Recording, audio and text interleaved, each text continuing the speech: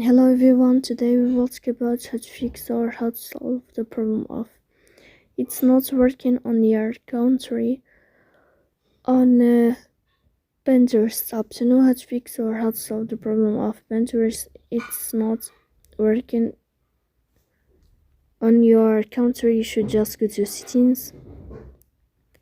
In this page, you can click on apps, default apps, app settings.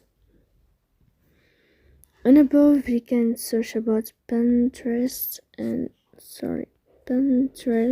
you can click here. Then you can click on first stop and you can click OK.